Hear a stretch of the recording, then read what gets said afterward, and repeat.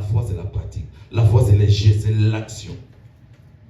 Tu peux bien écouter la parole, mais c'est là que tu ne fais pas l'action qui montre ta foi à cette parole, ça ne sert à rien d'évoluer dans la vie. Voilà pourquoi beaucoup d'enfants de Dieu, nous échouons dans la vie. Pourquoi? Parce qu'on nous enseigne beaucoup, mais nous ne mettons pas cette parole en pratique. Nous ne mettons pas en pratique ce qu'on nous enseigne. Oui, tu as possédé la porte, mais après, qu'est-ce que tu feras? Tu as possédé la porte des victoires, la porte des fortunes, la porte des succès. Mais après avoir eu ce succès-là, où est-ce que tu vas aller? Qu'est-ce que tu feras encore? Et c'est là où on commence à négliger les choses. Pourquoi? Dieu m'a fait grâce, je suis entré en 2026. Dieu m'a fait grâce, je viens de finir le mois de janvier.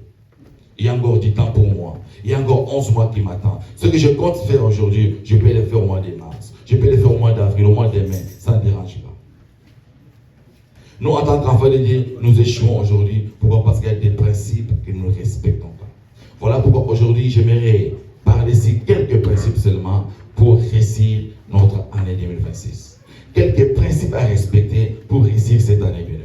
C'est comme une femme qui est dans son mariage, qui tombe enceinte et qui part à l'hôpital, qui consulte un médecin. Le docteur lui dit: Madame, vous êtes enceinte.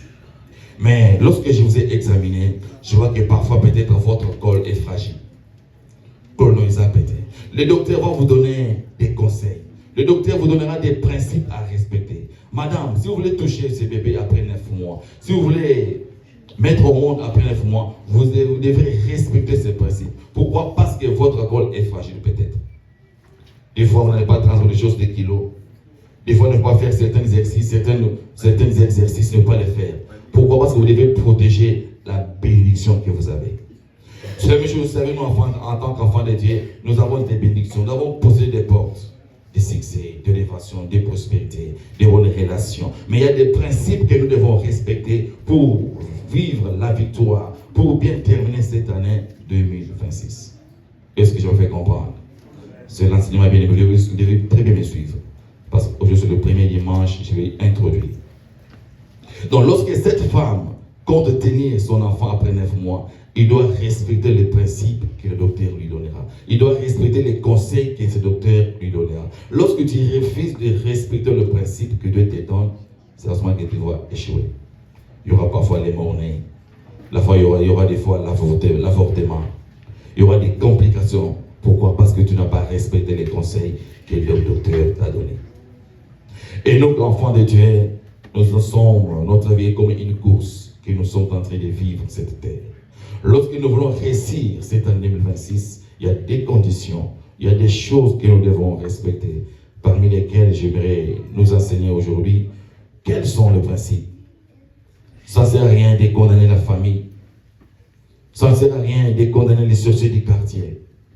Ça ne sert à rien de dire que non, voilà, c'est mon oncle, c'est ma tante, non. Voilà, c'est le milieu dont je suis en train de vivre, non, bien aimé. C'est à nous de respecter le principe que Dieu nous donne. C'est à nous de respecter les principes que le docteur t'a donnés pour concevoir ton bébé.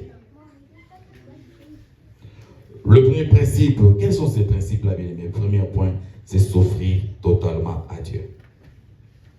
Lorsque tu comptes réussir cette année 2026, mon frère, ma sœur, offre-toi totalement à Dieu. Je suis dans Romains 12, 1 à 2, si on peut nous dire ça. Romains 12, 1 à 2. S'offrir totalement à Dieu. Donc, en tant qu'enfant de Dieu, tu veux réussir, tu vas t'offrir totalement à Dieu.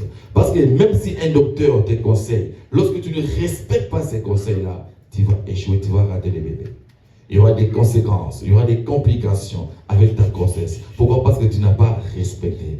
C'est la même chose avec le Seigneur. Nous devons nous offrir totalement. Après avoir possédé la porte de bénédiction, après avoir posé la porte d'élévation, après avoir posé la porte de mariage, la porte d'élévation, tout ce que nous avons demandé à Dieu depuis le 31 décembre, tout ce qu'on nous a enseigné tout au long de ce mois de janvier, nous avons possédé les portes. Maintenant, pour vivre ce que Dieu nous a donné, pour vivre ce que nous avons possédé, nous avons besoin de la foi. Et en dehors de notre foi, nous devons s'offrir totalement à Dieu. Vous avez trouvé? Oui. Romains 12, 1 à 2. Romains chapitre 12, versets 1 à 2, nous lisons au nom de Jésus. Je vous exhorte donc, frères, par la compassion de Dieu, à offrir vos corps comme un sacrifice vivant, saint, agréable à Dieu, ce qui sera de votre part un culte raisonnable. Ne vous conformez pas au siècle présent, mais soyez transformés par le renouvellement de l'intelligence, afin que vous discerniez quelle est la volonté de Dieu, ce qui est bon, agréable et parfait. Je vous exhorte, frères, à offrir vos corps comme un sacrifice vivant à Dieu.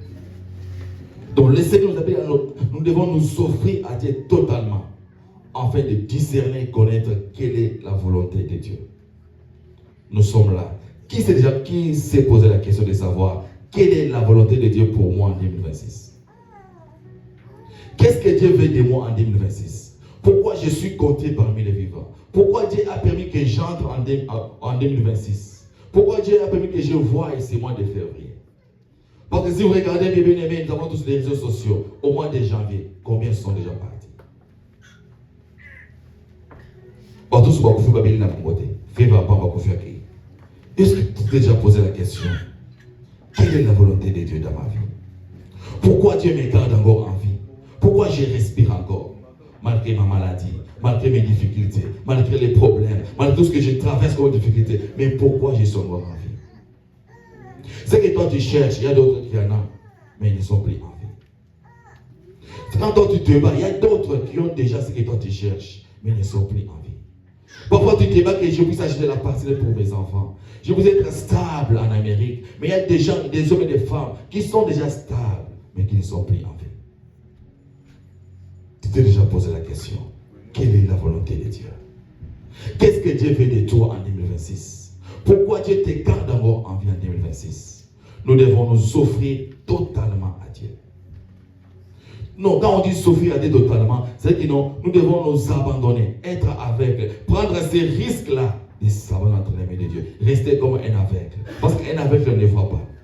Il dépend de celui qui lui conduit. Il dépend de celui qui est devant lui. Il peut avoir un bateau, mais la personne qui est devant l'aveugle, c'est la personne qui lui montre le chemin. S'il veut que cette personne puisse tomber dans les trous, il va le conduire dans les trous. Mais ici, Dieu nous conseille que nous devons nous